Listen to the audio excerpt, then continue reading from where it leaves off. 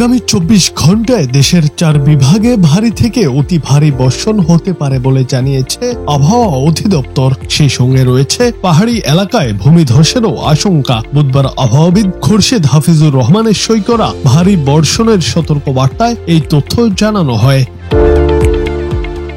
সতর্কবার্তায় বলা হয়, সক্রিয় দক্ষিণ পশ্চিম মৌসুমী বায়ুর প্রভাবে আজ দুপুর 2টা থেকে পরবর্তী 48 ঘন্টায় ঢাকা, খুলনা, বরিশাল ও চট্টগ্রাম বিভাগের কোথাও কোথাও ভারী থেকে অতি ভারী বর্ষণ হতে পারে। অতি ভারী বর্ষণের কারণে চট্টগ্রাম বিভাগের পাহাড়ি এলাকায় কোথাও কোথাও ভূমিধসের সম্ভাবনা রয়েছে।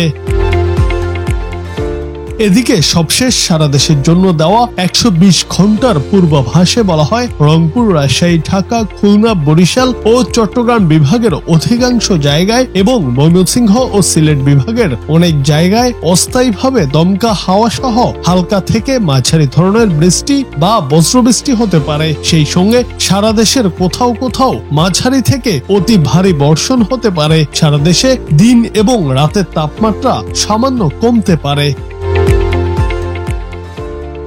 জুনায়েদ আহমেদ, বাংলা টিভি।